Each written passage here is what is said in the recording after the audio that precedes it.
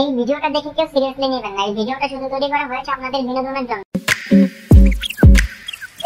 তুমি এনে কি আর হয় ভাবতাছি। আচ্ছা কি ভাবতেছো এমন? এই তো ভাবতেছি ভবিষ্যতে কি করা যায়। ঠিক আছে কি ভাবছো মোরে কও দি একটু। ঠিক আছে এই যে মনে করো আমি পদ্মা সেতুতে উঠলাম সুইসাইড করতে, অমনি আমার স্কুল দিয়ে একটা পোলা খপত করে দৌড়বে, আমি তাকাইয়ে দেখবো পোলাটা অনেক সুন্দর রাজপুত্রের মতো। আচ্ছা আমি দেখে ফিদা হইয়া যাবো, আমি ওর দিকে চাই থাকবো, ওর পোলাটা আমার দিকে চাই থাকবে।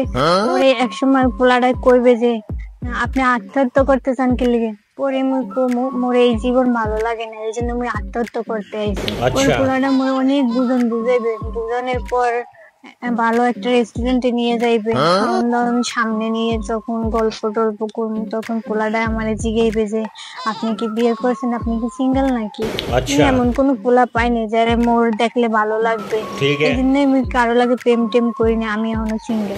পরে পোলাটাই মোর বিয়ের অফার দেবে, তো মশাইতে একটু ভাবতাম মতো মাইয়া মানুষ, পরে রাজি হইমু। পরে পোলাটাই মোরে কাজী অফিসে লইয়া যাইবে, আমি বিয়ে করে আমার একটা বাড়িতে লইয়া যাবে, বাড়িটা অনেক বড় একদম রাজপ্রাসাদের মতন। আমি তো দেখে অবাক হইয়া যাবো। পরে মুই হারে জিজ্ঞাসা আমি সত্যি কি এই বাড়িটা কি আমনে নি?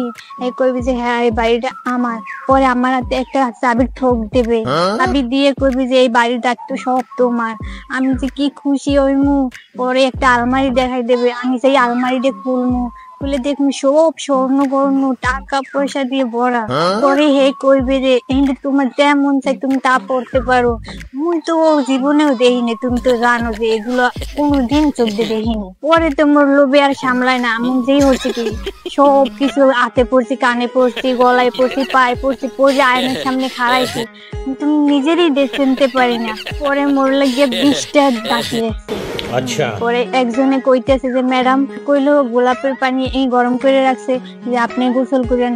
আমি তো গোসল টোসল করে খাড়াই মুখ, তো পরে আবার 20টা দাসিতে আমার জিজ্ঞেস ম্যাডাম আপনার কি লাগবে, আপনার কি সেবা করতে পারি?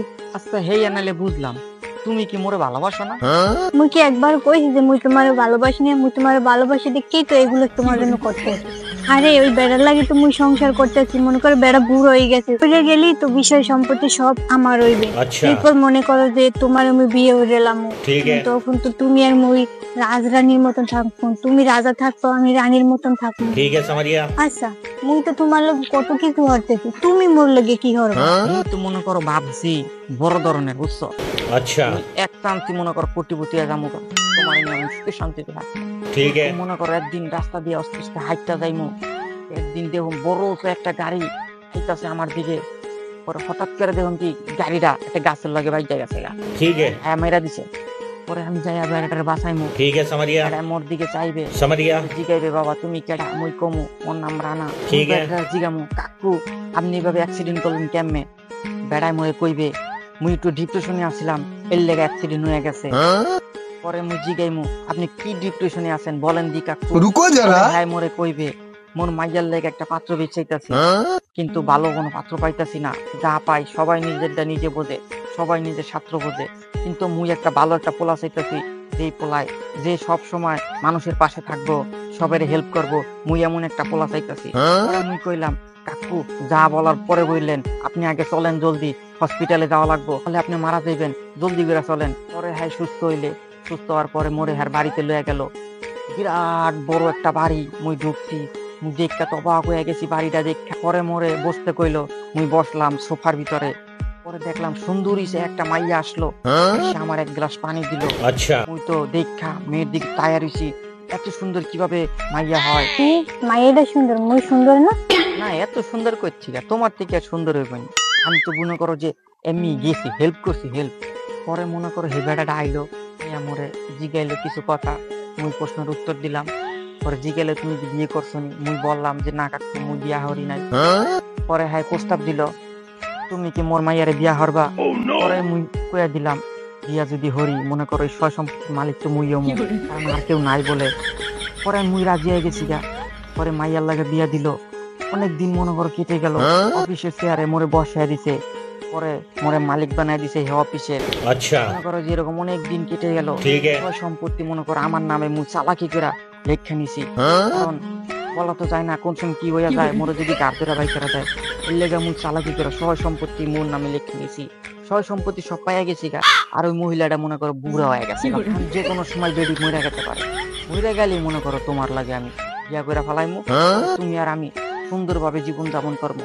মনে করো দুইজনের টাকা পয়সা বরাদ্দ থাকবো, দুইজনে সুখে শান্তিতে থাকবো, হইবে না?